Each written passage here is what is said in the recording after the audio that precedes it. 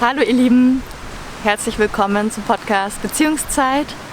Mein Name ist Franzi, ich bin Beziehungscoach und mache ganzheitliches Life-Coaching, also eine Begleitung durch alle Lebensthemen und gebe Energieheilungen. Und ich freue mich, dich hier begrüßen zu dürfen und ja, dich hier im Podcast in den Arm nehmen zu dürfen. Und habe dir heute ein Interview mitgebracht von Andrew, der aus den USA kommt, aber auch deutsche Wurzeln hat. Und ich würde sagen, der Hauptpunkt des Interviews ist, dass er in seinem Leben bis zu seinem 11. Lebensjahr 11 Mal umgezogen ist. Und ja, das Gespräch geht sehr ehrlich darüber, wie das für ihn war, was es mit ihm gemacht hat, welche Einflüsse es vielleicht auch immer noch hat und wie er damit umgegangen ist. Und genau, auch noch ein paar andere Themen zum Thema Beziehung und seinen Erfahrungen, die ich gerne mit dir teilen möchte. Und ja, ich möchte dich einladen in die Welt des bisschen unsteten Lebens, aber auch von viel Abenteuer und viel Erlebnissen. Viel Freude mit dem Interview und genau, es ist auf Englisch, also ich hoffe, du bist familiar mit Englisch und möchtest trotzdem folgen und ja, ich wünsche dir einfach eine gute Zeit mit dem Gespräch. Hello dear friends, welcome to this interview that I made with my friend Andrew, who is from the US and also has German roots. And yeah, I would say the main topic of the interview was that until his 11th birthday, his family moved 11 times from place to place. So he had to switch his home and his life 11 times. And that's pretty much, and what was his experience with it and what impact it had on his relationships also until now and how he's dealing with it. That's what the interview is about, and also some other topics about his relationship experiences. And yeah, I hope you like it and I wish you a pleasant journey. Let's start right away. Thanks Andrew that you are open to make this interview, and I'm very curious because I never interviewed someone from the US and I'm curious how relationships and everyday life works there. I'll try to speak to my experience. Thank you for inviting me. Yeah, thanks.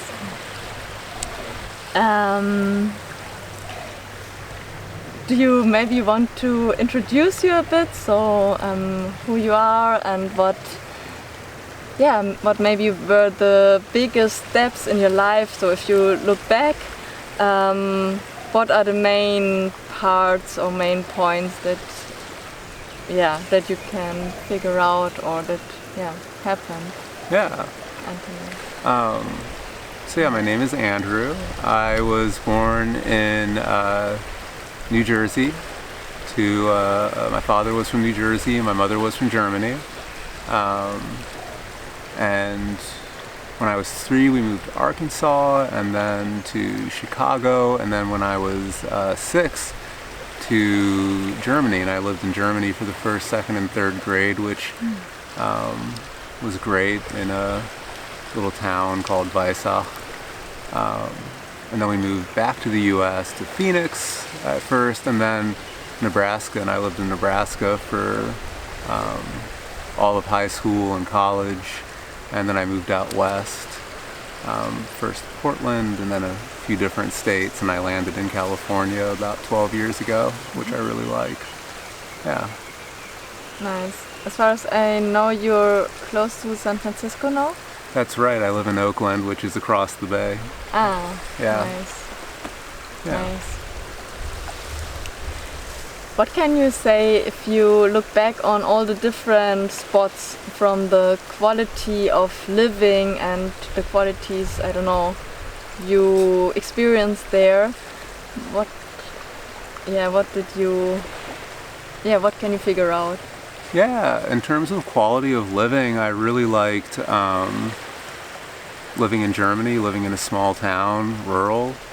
in the countryside. It was very different from growing up in the U.S., where as a child you couldn't wander around much on your own.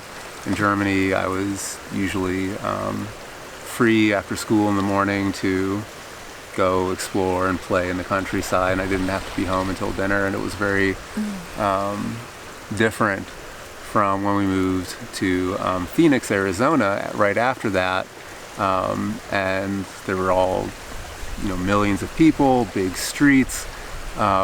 We couldn't, as children, really leave the apartment complex where we lived. And school lasted longer into the afternoon, so there was a lot less freedom, which I didn't like. Living in the Midwest, I didn't really care for. In Nebraska, more, I think, conservative values that I didn't work well for me, the way I presented myself, the values I had. So I never really felt like I fit in Nebraska, but after I moved out west, I really liked Portland, but especially in California, I felt much more able to express myself and to live life the way I wanted to. And I still remember as soon as I moved to Oakland, I felt like I had come home in a way. So that was really nice. Nice. Wow. Thanks.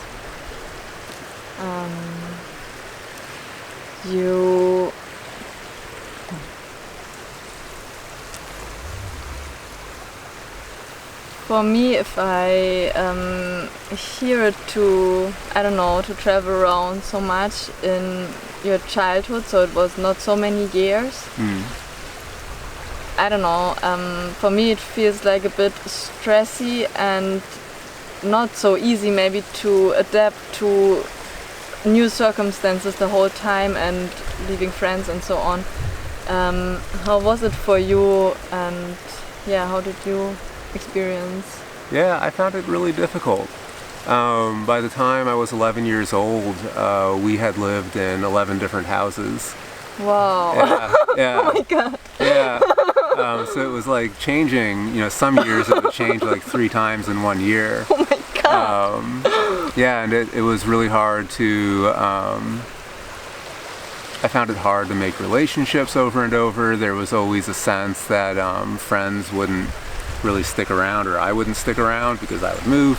And I think by the time I was 11 or 12, I had stopped making as much of an effort to make friends for a while there. So I think it did have, in some ways, a negative effect. There were also some positive effects. I think I had a really wide range of experiences, and I got to see that the world lives in very different ways. And by the time I was 11 or 12, I had traveled a lot more than many Americans get to. So there were some positives as well. Yeah. But overall difficult. Would you say that it still affects you? Probably, almost definitely, yeah. I mean, it's hard to untangle everything. But I'm still a very introverted person. I enjoy my own company. So there are a lot of skills that I think I've had to develop as an adult that some people develop growing up because healthy relationships are modeled for them. But things like having healthy boundaries, asking for what I want, feeling safe that friends will be there for me even if we grow apart for some time. Those are things that I feel like I've had to really work on to have healthier relationships because of the how few long relationships I had with friends growing up. Yeah. Yeah, thanks. Oh, it's summer. I really cannot imagine to move every year and sometimes 3 times a year. Yeah. What was the reason for your parents to move so often? Yeah. I think my father definitely liked to travel. He liked to move around. And I think my mother did to some extent as well. And then there was a lot of, I don't know if it's as much the case now, but especially in the 80s and into the 90s, there was a sort of corporate middle management culture where you would take jobs anywhere you found them and pick up your family and move, almost like being in the military. So a lot of these moves were for jobs, to advance my father's career. And then the move to Germany was because my parents, both of my parents, of course, my mother's German, my father loved Germany, they missed Germany, and they also wanted to expose me and my younger sibling to Germany so that we had some identification with our German heritage. But then once we were there, I guess everyone complained and wanted to move back to the U.S. Yeah, which I don't remember, but that's the story. Okay. Yeah. Yeah. Was more interesting then. Yeah. So maybe some of it was self-inflicted, I don't know. But yeah, a lot of moving around like that, and a lot of, especially when moving somewhere new, there'd be a short stay for 2 or 3 months in a rental house while a new house was found and bought. So that accounted for some of the multiple moves in a single year. Yeah, but it's also stress. Oh yeah. It's already stress here to move around every few days. Oh yeah. Yeah. Yeah. And here you're making the decision when you're traveling like this. As a child, I think, especially a young child, you don't really understand why things are the way they are. So it feels a lot less predictable, a lot less controlled. Yeah. Yeah. Yeah, of course. So I have the feeling you have a good friend from your kindergarten. No, I have a good friend from the Hochschule, high school. Yeah, who I'm still very close with, like a brother. Yeah. And that relationship I value a lot, even though he and I have, like, I left Nebraska, he stayed in Nebraska, and we've had very different life experiences the last 15, 16 years. And some of our values are different now, but he is like family. And because I have so few connections that have lasted that long, I very deeply value that friendship. Yeah.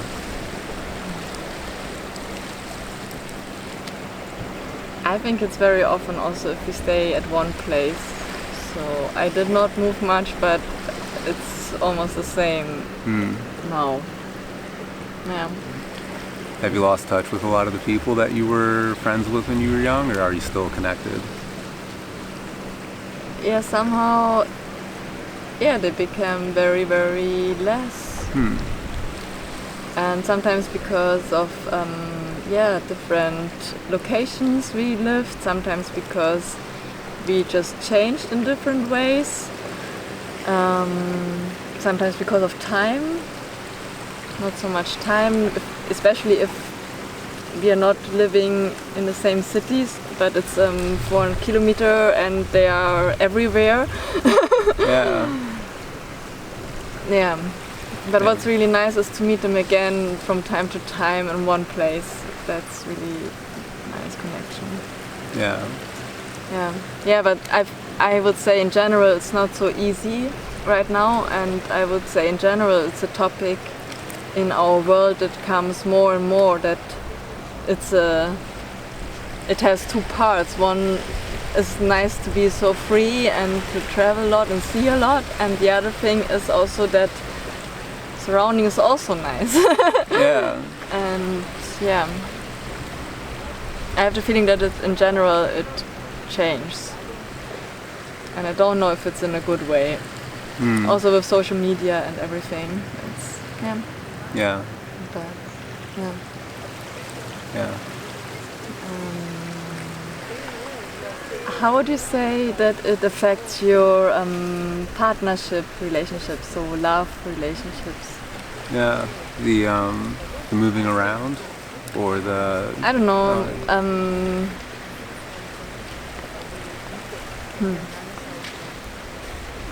Let's say in general, the experience, so good and bad, so yeah. Yeah. Or in general, maybe the past. Yeah, I found partner relationships difficult usually. I think that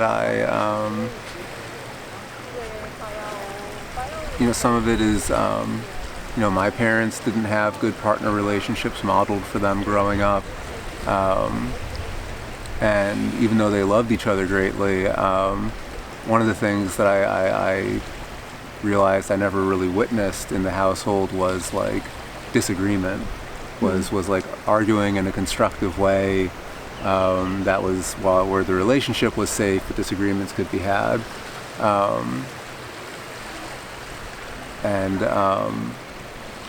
Then after my mother died, when I was 12, my father remarried very quickly.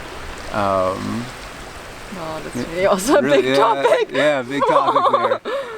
But to the point, they had only a couple of really big arguments, but then they divorced very quickly. So I think for a long time I associated arguing with relationships ending, which was something that I really had to work on, because you have to have disagreements in relationships and you have to be able to work through them. So I've had maybe three partnerships in my life. And the first one, when in my 20s, we both struggled a lot with it. It was very off and on for 2 or 3 years. And I think it caused us both a lot of pain. And the second one, I was actually, the second one was in my late 20s into my 30s for almost 8 years. And we were married. Wow. Yeah. I think the biggest issue I had in that relationship was, on some level, I think I didn't want to be alone, so I accepted that relationship as it was, even though it wasn't a good fit. And one of the ways in which it wasn't a good fit is she really wanted to get married, which I've always been, as an institution, kind of lukewarm on, even though I'm very into the idea of lifelong commitment. But in the end, 5 years we had been together and we got married, even though I wasn't sure about the relationship, and that turned out to be one of the bigger mistakes of my life. And then the last significant relationship was just ended last year. And I don't know that I'm ready to talk too much about that relationship. But even though I think we both loved each other, neither of us were ready for the kind of commitment that I think we both thought we wanted. Was probably the most underlying challenge there. So hopefully I've learned some good things from all of these relationships. Yeah. So yeah, my goal this year is to be single, to build a stronger relationship with myself and with my friends, and then think more about what I want in a relationship next year or the year after. Yeah. Very nice. I like really much to really feel that you really have a good relationship with yourself and that you really can be on your own very good. So it's very nice for me to feel it, that it feels not like an escape or anything. It feels just very stable and very nice. Yeah, it's really, because I also wonder, for example, someone who is very close to me, he can really be with himself in a very good way. And it's always, I would say it's also does it really come from my inside that I should be more in contact and I should be like this and this and could be able to do this and this? Or am I maybe just fine with myself, what is also perfect? So I don't know, so I would say, or yeah, maybe it's also nice to be more introverted, but maybe also just more able to deal with oneself. For example, for me it's very hard if I'm too much on myself, so I really I start suffering really, so I'm not good in it. I had to learn it, I can do it, but if it's too long it's not good. So for me it's good to have at least one contact a day with someone. Yeah. Yeah, and yeah, so I see the gift in it. Yeah. Yeah. But it's good to interact with other people. Yeah, I try to, because I can be very on my own, I try to make the effort to reach out to people every day, even if it's just in a small way. Again, to like strengthen and cultivate those friendships. Yeah. Yeah. What would you say what you learned from your relationship? Yeah. Just to get the question back. You already prepared for me. Yeah.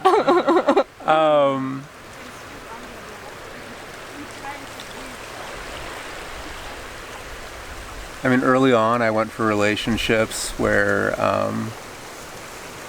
passion and attraction were very much the driving factor, rather than, and I mean, there was, I think, compatibility in some ways, but it was maybe too much focused on that.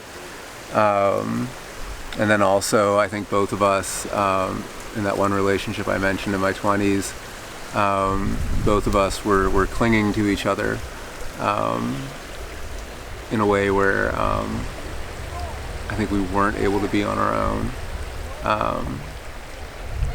And then in my next relationship, I focused more on a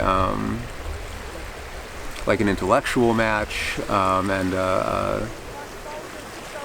kind of a like, can we live together match, which was very stable, but in some ways was more of a roommate relationship or a housemate relationship than something with a lot of passion in it. And then and then in the next relationship, I think I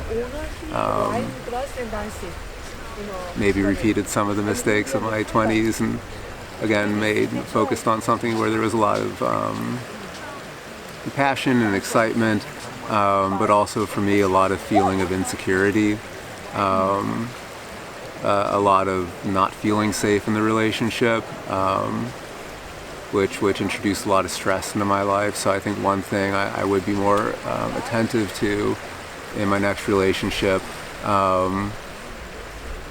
would be finding a balance of yes, like attraction and attachment, but also compatibility and a sense of safety and hopefully some shared life goals as well, which sounds like a lot to manage, which is why I'm in no rush right now. Yeah. Yeah. Yeah, it's, I had yesterday an interview and we came to the point that it's really not so easy to find someone that really fits. So where it's just relaxed and all the topics are no topics. Yeah. In the best case. Yeah. It's just natural. Yeah. What would you say is the difference between passion and love? Or is it the same? I mean, love can be defined in so many ways. And I suppose passion too. When you say passion, what I think of in a relationship is heat, like sexual attraction. Maybe there are emotions rise up easily. Maybe there's even some arguing and some clashing, but you come back together and you reconnect maybe through sex. And to me, that sounds like a very passionate relationship. And I think that passion can be a form of love, but it can be, to me, a very stressful one. When I think of love, I think what comes to mind for me is something that has more of a feeling of safety to it, of something that you cultivate. I like that expression that love is something you choose every day. So to me, there's maybe a little bit more intention behind love than passion. Yeah. What was the most beautiful thing you experienced in a relationship? Ooh. Can also be more things. Yeah. I mean, maybe I'll describe like 3 things I experienced in relationships that I found very beautiful. One thing that attracted me very much to the woman who I ended up marrying was simple, but I got really, really sick. Just like terribly sick for 2 weeks. She took care of me in a way that felt very nice when I was sick like that. We had just been dating for a few months. I felt very cared for in a way that I hadn't been by somebody in a relationship before, which attracted me to her a lot and felt like a very good memory for a lot of years.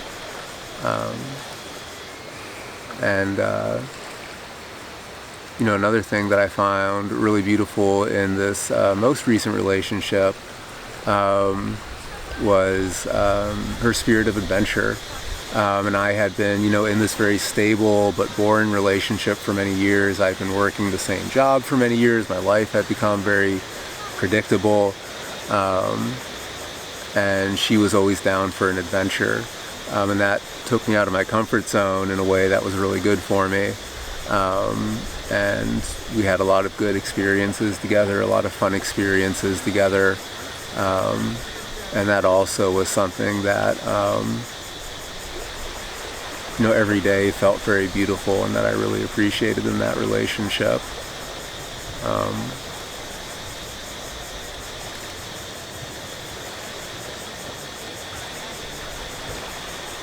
And then I guess just to round it out from that relationship in my 20s,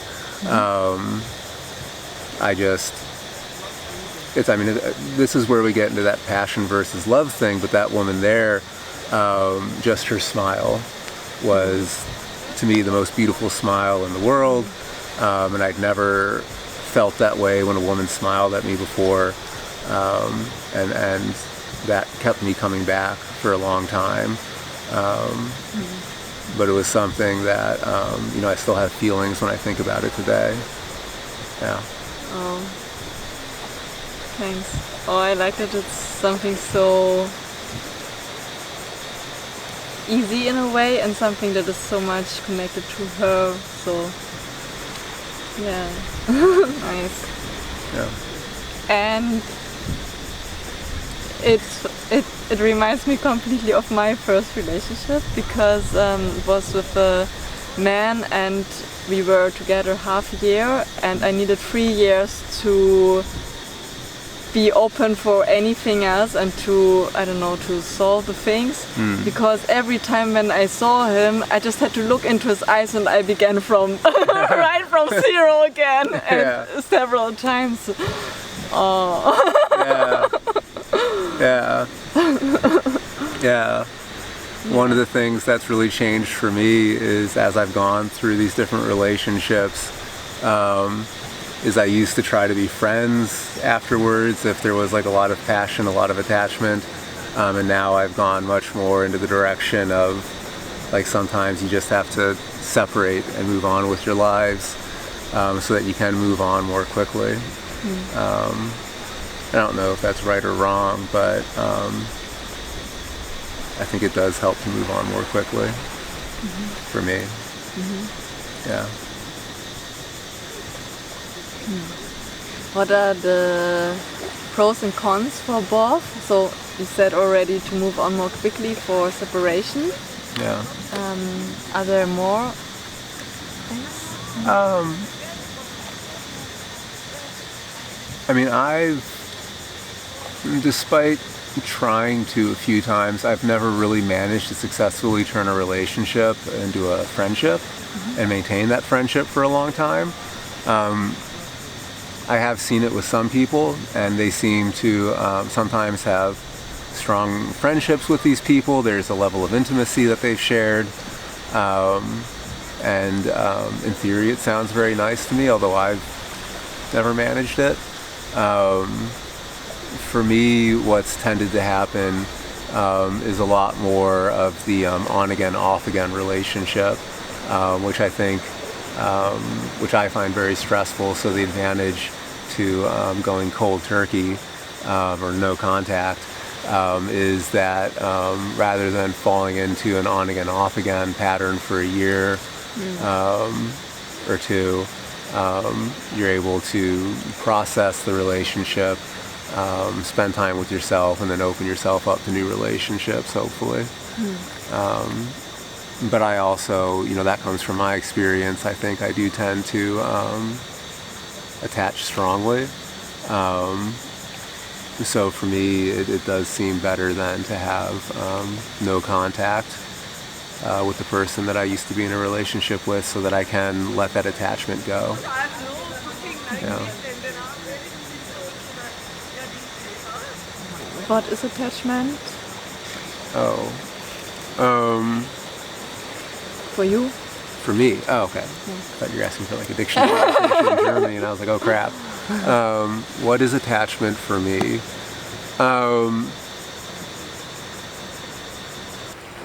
That's a good question. I think maybe we could think about it, or I could think about it as like, there's connection, and then there's attachment, where you're attached to the person, you want them in your life, you want to hold on to them, you want them to hold on to you, but that attachment doesn't necessarily equate to healthy love. And I think that you could look at that through, I don't know, maybe a codependency lens, or just a fear of being alone lens, or maybe just that you can have strong attachments with people that you might have passionate relationships with or good relationships with, but just because you have a strong attachment to someone, I think that can be separate from the relationship with that person being healthy for you. So I've certainly had relationships where the attachment was very strong, but there wasn't like a healthy, safe, dependable feeling to it. And that's a little bit more of what I would look for in my next love relationship. Yeah. Yeah, I understand. I think you cannot without, but you can also not with, and the dynamic is not really loving or feeling nice. I mean, it can be loving, but one expression I heard is that just because, and this kind of takes the meaning of the word attachment in a different way than I just use it, but that just because somebody is ready for connection doesn't necessarily mean they're ready for attachment. And connection can be very brief. and attachment wants to be a longer thing. Yeah. Yeah. Okay. Yeah, what else would you look for more in the next relationship? So some points you already mentioned. Oh, but one of the things I see in the relationships among friends where I really admire their relationships is they do have really aligned values. Even if they maybe sometimes live their lives in different ways, in some ways they still have a lot of shared values. They have a lot of things that they really enjoy doing together, and those are things that and then they have like a strong bond and a lot of trust for each other, and you can see when they're together that they are like really happy to be with each other. And there are some relationships among the friends that I have where I think, like, to me that's a very admirable relationship. That's a relationship that I would want. And a lot of it seems to be because they're good matches on the values side, but they also have like passion for each other. Yeah. Nice. Sounds like a good combination. Both. Yeah. Yeah. Thanks. Last question for now. If so, you have the ideas on what you would want to look, and if you imagine to just meet a girl that is completely not fitting in all of this, but I don't know, you just feel it, or there's just something magical behind, or something you cannot describe or not explain. Would you step into the adventure, or would you not do it? Or how would you deal with it? Yeah.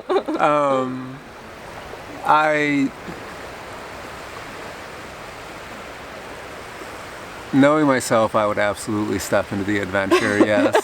Yeah. Yeah, 100%. Yeah. Yeah. And you can try to have a good, clear conversation. You can try to have a good, clear conversation up front about what you want and what you're available for and what you're looking for. But also, in my experience, that goes out the window when there's a really deep the passion and excitement and attachment involved. Yeah, so, yeah. Hopefully I'll be so lucky. Yeah. I hope it for you. Thank I you. wish it for you, really, from the heart. Thank you. Yeah. Yeah, and I think so. Wow. Yeah, thanks. Cheers. Yeah. I like the answers. Yeah. Cool. Especially the last. And yeah. Yeah. Thanks. Thank you. Yeah. Now the journey is over. I hope you liked it, and I would like if you want to give me a thumb up if you liked the video, or go in contact with me. Yeah, if you need any help, or if you have any things you're suffering from or you have to deal with, just come in contact with me and we will find a solution for sure. And yeah, I just hope that things are well and that you're doing good, and I wish you a pleasant journey in your adventures and in your excitement, and maybe also really different countries that you're surfing through in the outside, maybe also countries in the inside you are conquering, you are welcoming, you are exploring. I hope to see you soon. I wish you a good time and goodbye. Ja, das war das Ende des Gesprächs und ich hoffe, du hattest eine gute Reise. Ich hoffe, du konntest einige Impulse mitnehmen für dich.